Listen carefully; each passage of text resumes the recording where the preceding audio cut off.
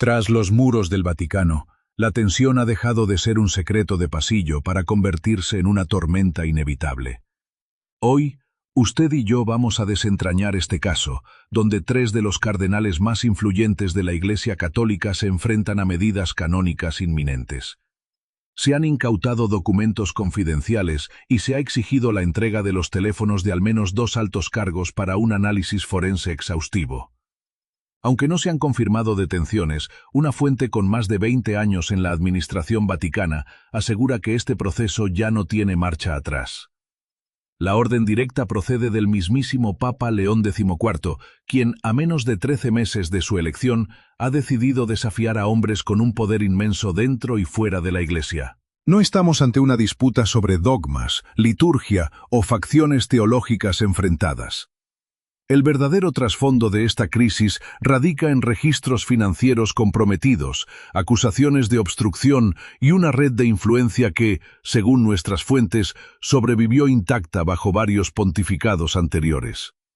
Durante los primeros días de mayo de 2026, el ambiente en la Santa Sede cambió de forma radical.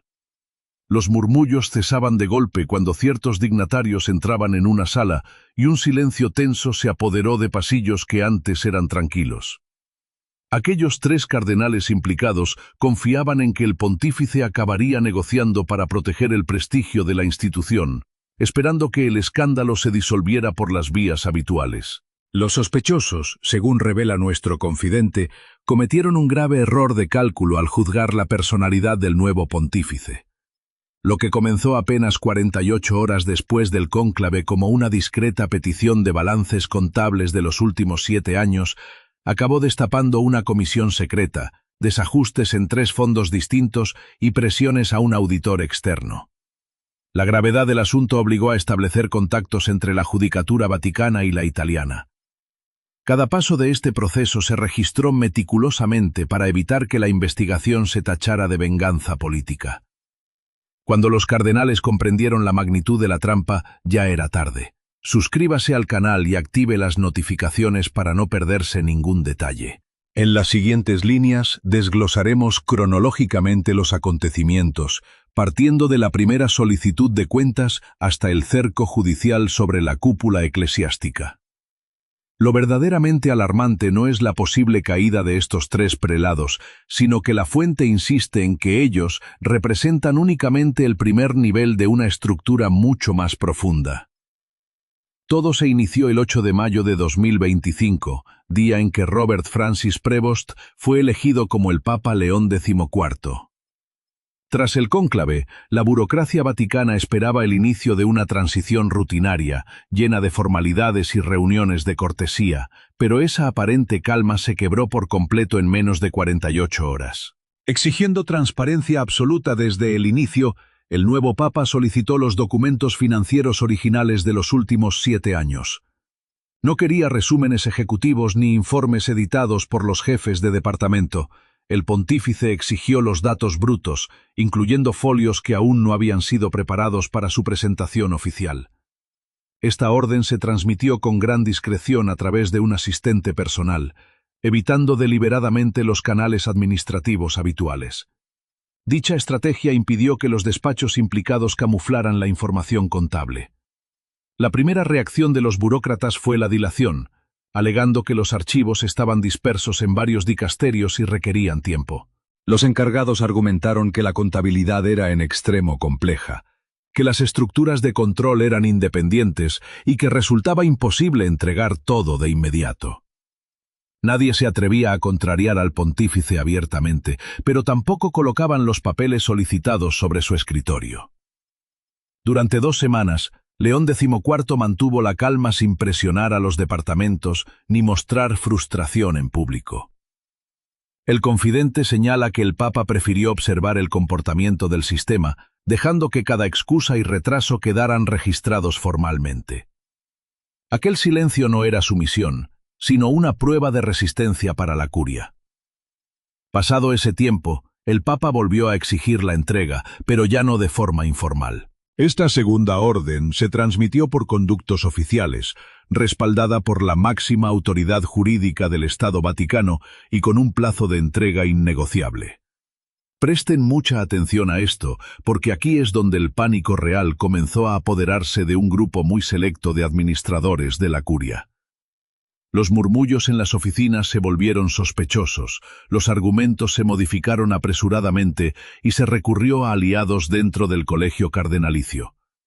La fuente describe un nerviosismo evidente entre quienes sabían el peligro que entrañaba revelar 7 años de transacciones sin filtrar, momento en el cual al menos 3 cardenales comenzaron a coordinar su defensa, la cual distaba mucho de ser colaborativa. Lejos de cooperar, la estrategia de los sospechosos consistía en entorpecer, desviar y dilatar la auditoría, sin que pareciera una insubordinación directa al Santo Padre. Comenzaron a entregar folios con cuentagotas, haciéndolos pasar por múltiples oficinas intermedias para descontextualizar las cifras clave. El objetivo era evidente. Querían filtrar rigurosamente qué información llegaba al Palacio Apostólico y cuándo lo hacía. Sin embargo, nuestro informante va más allá y sostiene que parte de la documentación contable fue burdamente falsificada. Este modus operandi ya se había utilizado en el pasado para proteger a la misma red de influencias cuando las investigaciones cercaban sus actividades financieras. Aquellos 3 cardenales asumieron erróneamente que la vieja inercia burocrática del Vaticano los mantendría a salvo una vez más. Lo que ignoraban era que León XIV no pensaba tolerar más justificaciones evasivas. Al expirar el plazo fijado, cada excusa y retraso se interpretó como una muestra de resistencia activa. La auditoría no solo sacó a la luz la alarmante inconsistencia de los datos, sino la identidad de quienes operaban en la sombra para que la verdad no se descubriese. Tras superar la primera fase de recopilación de pruebas, el cerco de la investigación se estrechó de forma definitiva en torno a estas 3 figuras, cuyas identidades exactas la fuente aún prefiere no desvelar por seguridad. El dossier de la investigación detalla minuciosamente las funciones específicas de los implicados dentro de una red que ignoraba fronteras y despachos. El primero de ellos es un cardenal europeo que ocupó un puesto de supervisión clave bajo distintos pontificados. Valiéndose de su rango, facilitaba el desvío de capitales hacia cuentas fantasma ausentes de los balances oficiales de la Santa Sede. Su peligrosidad residía en que ostentaba la máxima confianza en un cargo creado precisamente para vigilar dichos movimientos. El segundo integrante es un purpurado de origen latinoamericano, señalado como el nexo que conectaba los fondos de la Iglesia con dudosas inversiones inmobiliarias en el extranjero. A pesar de que el Vaticano anunció públicamente su desvinculación de ciertos consorcios financieros hace años, el informante sostiene que dicha ruptura fue una farsa. La misión de este cardenal consistía en mantener el flujo de dinero hacia corporaciones externas que operaban fuera del radar público. Por otro lado, el tercer implicado, residente en Roma, actuaba como el ejecutor interno de la red.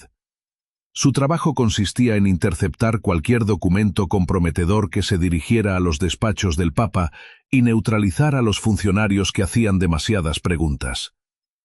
Algunos eran trasladados a puestos irrelevantes, otros eran silenciados, manteniendo siempre la fachada de normalidad. Mientras uno gestionaba las cuentas, el otro tejía alianzas en el exterior y el tercero blindaba la estructura ante las investigaciones internas. No les unía la teología ni la afinidad doctrinal, sino la utilidad estratégica que cada uno aportaba a un engranaje corrupto que no habría sobrevivido sin complicidad mutua. Por esta razón, las pesquisas oficiales ya no se limitan a investigar simples fallos de contabilidad. Los fiscales de la Santa Sede analizan si los acusados usaron su inmenso poder eclesiástico para ocultar desvíos de capital y castigar la disidencia. Al situar a la jerarquía del clero bajo sospecha formal, el caso ha dejado de ser un simple fraude financiero. El núcleo del problema radica en cómo la propia maquinaria institucional fue moldeada para encubrir estos oscuros flujos de capital. Usted y yo sabemos perfectamente que una red de tal envergadura no se sostiene únicamente con lealtades personales. Requiere un entorno legal que censure la información y controle las carreras de los funcionarios díscolos. El soberano Estado de la Ciudad del Vaticano, regido por sus propias leyes independientes, ofrecía el blindaje perfecto. Pese a las reformas de la última década, las cuentas vaticanas siguen exentas de los severos controles fiscales que soportan las empresas públicas o los tesoros estatales del resto del mundo. Aquella discrepancia calculada abrió un abismo insalvable entre los secretos que se ocultaban en los despachos internos del Vaticano y lo que la justicia externa podía llegar a verificar de forma independiente. Hoy ustedes y yo vamos a desentrañar cómo funcionaba este blindaje. El verdadero escudo no radicaba en la ley, sino en una cultura implacable de lealtad ciega, discreción absoluta y la firme convicción de que los trapos sucios se lavaban en casa.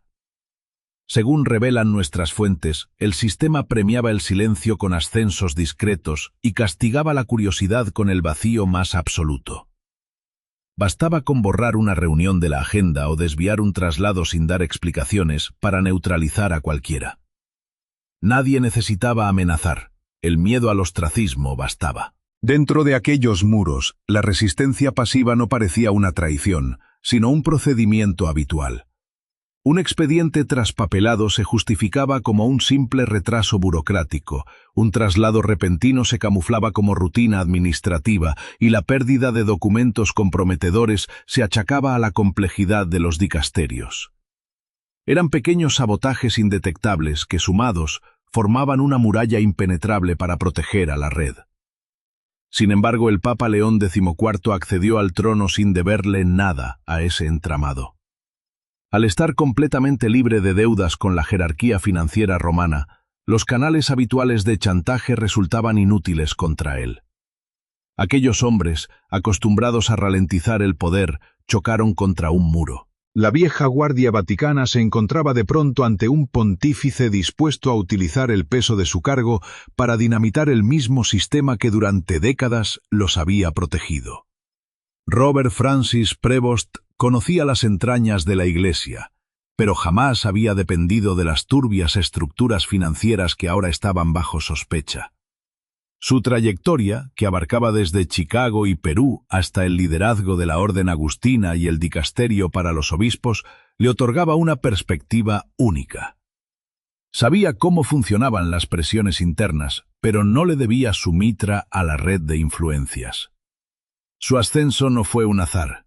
Tras años de dolorosos escándalos inmobiliarios y pérdidas millonarias, el cónclave buscaba desesperadamente un perfil ajeno a las alianzas de la curia. Prevost encajaba a la perfección en ese perfil de reformador, porque se había movido por la administración vaticana sin dejarse absorber por las facciones que operaban en las sombras de la jerarquía. Según las investigaciones, 3 cardenales identificaron la amenaza de inmediato. Sabían perfectamente que el nuevo papa no tenía ningún motivo para blindar los oscuros negocios que tanto los habían beneficiado a ellos. Aún así, soberbios y experimentados, decidieron jugar al desgaste en lugar de cooperar. Confiaban en su vieja estrategia de supervivencia. Habían visto fracasar otras auditorías en el pasado y sabían que con la suficiente presión política, incluso un papa podía verse obligado a pactar una tregua silenciosa. Aquellos hombres apostaron a que el tiempo, la rigidez jerárquica y la prudencia institucional terminarían por quebrar la voluntad del nuevo pontífice. La imagen pública del Papa León XIV alimentaba esa peligrosa ilusión, al mostrarse como un hombre afable, pastoral, políglota y de una gran moderación intelectual. Para quienes confundían la autoridad con los gritos y los golpes sobre la mesa, su serenidad parecía debilidad. Pero bajo esa superficie se escondía un negociador implacable. Prevost había templado su carácter resolviendo graves crisis internas desde Chicago hasta Perú. No levantaba la voz ni recurría a aspavientos dramáticos, pero cuando tomaba una decisión, los puentes hacia el compromiso se rompían por completo. Quienes habían colaborado con él solían definir su carácter con una frase muy simple. Decían que se quedaba inmóvil. No hablaban de vacilación, sino del momento preciso en que el diálogo terminaba y la decisión quedaba sellada. Los 3 cardenales solo entendieron esto en abril de 2026, cuando los retrasos burocráticos ya eran pruebas de un boicot y la comisión avanzaba sin control. No se habían equivocado con las intenciones del Papa, sino con el tipo de autoridad que iba a ejercer. Tras los bloqueos de documentos en el verano de 2025, el Papa León XIV ejecutó un movimiento mucho más contundente. Entre septiembre de 2025 y febrero de 2026, el pontífice creó en el más absoluto secreto lo que en los pasillos vaticanos se denominó la Comisión de Transparencia. Era un órgano reducido, seleccionado minuciosamente por él mismo, con plenos poderes para auditar los registros contables de cada dicasterio. Este equipo de asalto financiero incluía a auditores externos y juristas canónicos ajenos a la maquinaria romana, lo que anulaba cualquier intento de manipulación basado en viejos favores o amiguismos. La comisión no iba a conformarse con los informes sesgados de los propios departamentos investigados. De hecho, la identidad de sus miembros se mantuvo oculta durante casi 6 semanas. Cuando los 3 cardenales se enteraron de la existencia de este grupo especial, los investigadores ya llevaban un mes rastreando los servidores contables. Ese margen de tiempo impidió que la red organizara una defensa o destruyera pruebas. Durante aquel primer mes, la comisión cruzó los movimientos declarados de activos con las transacciones reales, descubriendo un patrón sistemático de desvíos en 3 fondos específicos. No eran errores humanos de contabilidad, sino operaciones perfectamente coordinadas. Los 3 fondos se conectaban mediante una compleja red de cuentas puente que, según nuestras fuentes, terminaba apuntando a los sospechosos investigados. Los sabuesos ya no dependían de excusas absurdas ni de papeles traspapelados. Ahora tenían un rastro de dinero irrefutable. Este hallazgo cambió el equilibrio de fuerzas por completo. Hasta ese momento, la red corrupta se escudaba en que los retrasos eran fruto de la lentitud burocrática del Vaticano. Sin embargo, el análisis de los 3 fondos ofrecía un mapa detallado con fechas, importes y flujos bancarios imposibles de negar. Los cardenales creían que lidiarían con un papa que pediría informes a través de los canales de siempre. En su lugar, se toparon con una comisión externa armada con plenos poderes papales que ya operaba en su propio territorio y cuya marcha ya no podían detener sin delatarse. Aquel movimiento desesperado provocó una escalada de consecuencias graves. Tras identificarse los 3 fondos, la respuesta de la trama no se hizo esperar. Un miembro vinculado a la red bajo sospecha decidió ir más allá del sabotaje contable e intentó presionar a uno de los auditores externos, un especialista de una firma de Luxemburgo. Con este paso en falso, el caso cruzó la línea roja, de la malversación al delito grave de obstrucción de la justicia. El objetivo de este contacto clandestino no era rebatir las pruebas de forma oficial, sino persuadir al auditor para que suavizara las demoledoras conclusiones del informe antes de que llegaran a manos del Papa. Sin embargo, aquel burdo intento de soborno o coacción no quedó en una simple charla informal. Fue minuciosamente registrado. Los investigadores archivaron de inmediato las pruebas del contacto ilícito y las sumaron al expediente en curso. Este único error estratégico transformó por completo la naturaleza legal del caso. Hasta ese instante, la investigación giraba en torno al desvío de bienes eclesiásticos, el fraude contable y la ocultación de capitales. Pero intentar corromper a un miembro de una comisión nombrada directamente por el Papa constituía un delito independiente de obstrucción. La red ya no solo era sospechosa de robo, sino de atacar activamente la autoridad pontificia ante el pánico por las pruebas. Este temerario acto vinculó de forma directa la trama de corrupción financiera con un complot activo para sabotear el propio gobierno de la Iglesia. Los implicados esperaban otra disputa interna que podrían dilatar mediante argucias y apelaciones jerárquicas. En su lugar, el registro de la coacción proporcionó a la Fiscalía Vaticana una prueba flagrante de un delito cometido en tiempo real, rastreable y perpetrado contra una comisión con pleno mandato papal. La red criminal cruzó un límite insalvable que ya no cabía achacar al caos burocrático de la curia. Los retrasos podían justificarse por desorganización y los descuadres contables por incompetencia, pero esto era muy distinto. Las presiones sobre un auditor externo eran imposibles de ocultar. Delataban miedo, nerviosismo y culpa. A partir de ese momento, la comisión no solo rastreaba el destino del dinero de los fieles, sino hasta dónde estaban dispuestos a llegar los altos prelados para encubrir sus huellas. Como ustedes y yo podemos deducir, el caso ahora investigaba el propio proceso de encubrimiento. A principios de mayo de 2026, la tensión en el Vaticano se cortaba con cuchillo. Los pasillos de la curia enmudecían al paso de ciertos dignatarios y los rostros perdían el color tras breves conversaciones en voz baja. El cerco judicial se estaba cerrando irremediablemente sobre los cerebros de la trama. Acompáñenme a los pasillos de la Santa Sede, donde la tensión se respiraba en el aire sin necesidad de proclamas públicas. En la plaza de San Pedro reinaba la calma y ningún arresto formal había sido confirmado, pero dentro de los despachos administrativos, los funcionarios sabían que todo había cambiado. El 10 de mayo, los teléfonos de al menos 2 de los 3 cardenales implicados fueron requeridos para un análisis forense. El requerimiento llegó mediante el Cuerpo de Gendarmería de la Ciudad del Vaticano, el aparato de seguridad interna del Papa. No fue una incautación violenta, pero la orden poseía una autoridad que los prelados ya no podían ignorar. Ambos entregaron sus dispositivos, aunque con una resistencia monumental. Los cardenales exigieron de inmediato que se aclararan los fundamentos legales para semejante intrusión en sus comunicaciones personales. Cuestionaron cada firma, cada documento y la legitimidad de quienes ejecutaban la orden, pero sus quejas no lograron frenar el proceso.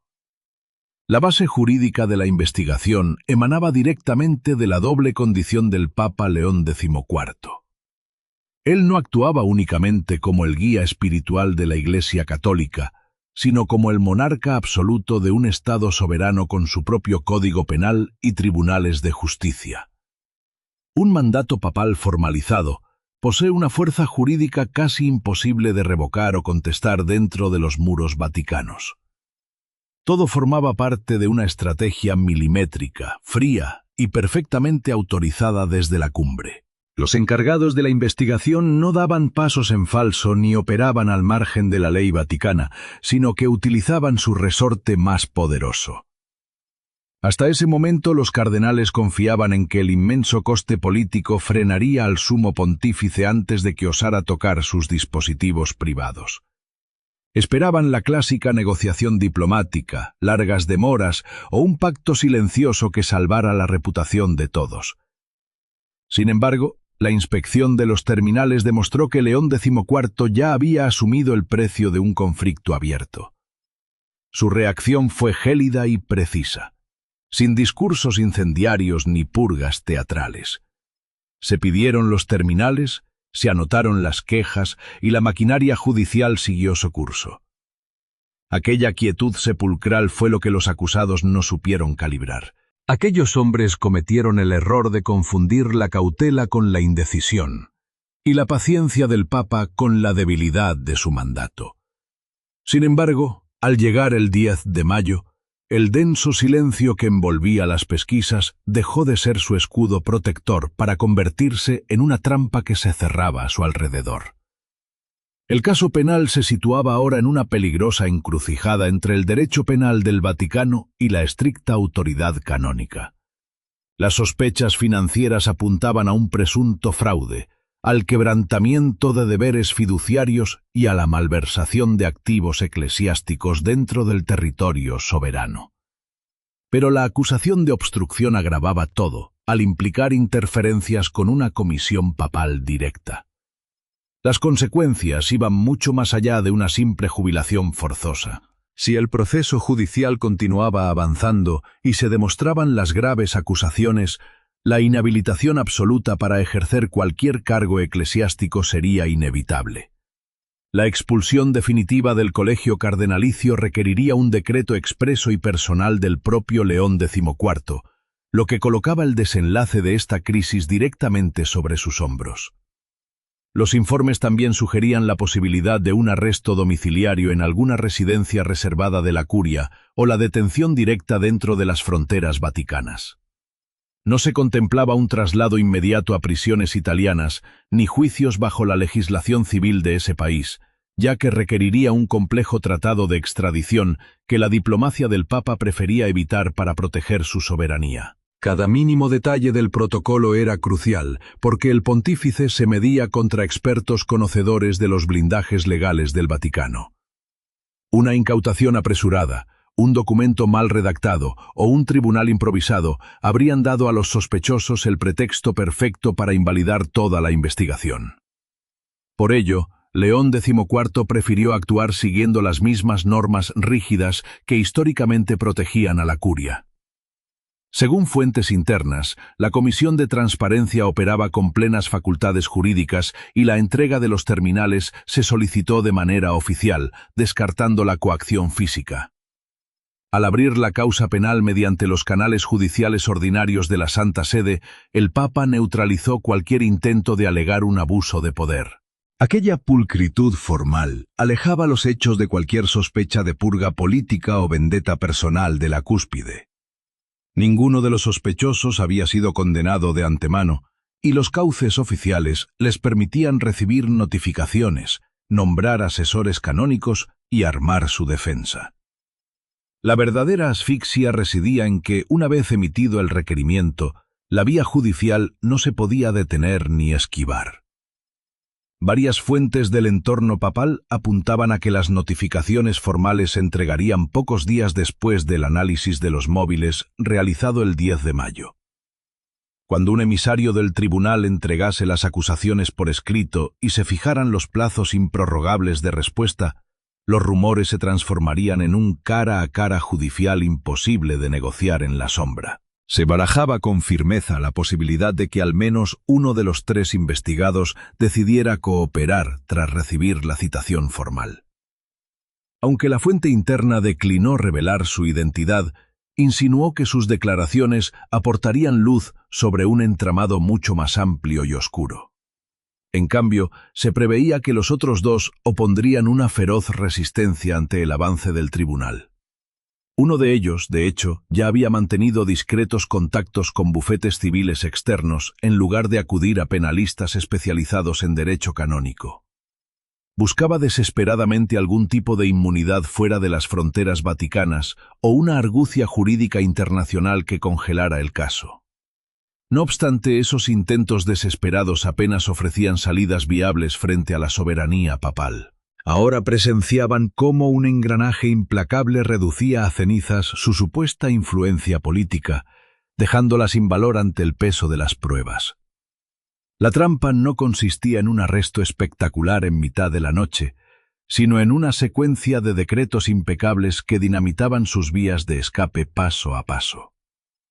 Este caso no surgió de la nada en mayo de 2026, sino que era el resultado de una batería de reformas estructurales iniciadas desde la investidura de León XIV. Cada reforma parecía menor por separado, pero en conjunto tejieron una telaraña jurídica infalible.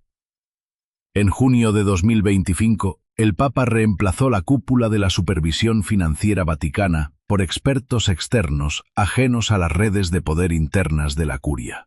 Esta sustitución estratégica cambió radicalmente el control del flujo de información financiera hacia el despacho papal. En agosto de 2025, el pontífice ordenó a todos los dicasterios adoptar un sistema contable estandarizado, bajo criterios internacionales de transparencia. Las distintas oficinas vaticanas, que antes manejaban sus cuentas de manera independiente y opaca, tuvieron que unificar sus registros. Esta homogeneidad expuso de inmediato las discrepancias contables que el viejo sistema descentralizado ocultaba con facilidad. Poco después, en octubre de ese año, el Papa reunió a los superiores de las grandes órdenes religiosas para advertirles, sin rodeos, de que los desvíos de fondos ya no se resolverían con pactos de silencio a puerta cerrada. Aquel aviso evidenció que el saneamiento no se limitaría a la administración central de la Santa Sede, sino que alcanzaría a toda la estructura. En enero de 2026, León XIV asestó un golpe definitivo al destituir a los 2 pilares de la Secretaría de Estado, hombres clave en los negocios de la vieja guardia. Con este movimiento desmanteló el último escudo protector de los cardenales antes de que la investigación saliera formalmente a la luz pública. Durante meses, los aliados de los acusados les enviaron advertencias desesperadas sobre los pasos del pontífice. Les aseguraban que el Papa manejaba datos concretos, tenía nombres sobre su mesa y no buscaba un simple lavado de cara a la opinión pública internacional. A pesar de las señales de peligro, los tres acusados confiaban en que la tradición diplomática y el peso institucional de sus cargos los mantendrían a salvo del alcance del Papa. Su seguridad radicaba en la idea de que podrían presentar el caso como una persecución ideológica impulsada desde las altas esferas. Sin embargo, las evidencias echan por tierra esa hipótesis defensiva. Los cardenales señalados pertenecían a ámbitos geográficos distintos, con posturas teológicas e intelectuales opuestas dentro de la propia Iglesia. Lo que realmente compartían no eran dogmas religiosos, sino una presunta participación en una red de desvío de fondos que cruzaba corrientes ideológicas. Un entramado criminal que impedía tachar la causa de simple disputa partidista. Ustedes y yo nos daremos cuenta, a medida que avance este caso, de que los tres cardenales son solo la punta del iceberg. La Comisión de Transparencia posee pruebas que señalan a otros cargos del clero que, si bien no coordinaban el desvío, sí toleraban las operaciones y se beneficiaban de su silencio cómplice. Estos colaboradores pasivos conforman un entramado secundario cuya caída dependerá del testimonio formal de alguno de los principales acusados. Los primeros juicios determinarán el alcance real de las purgas en los despachos del Vaticano.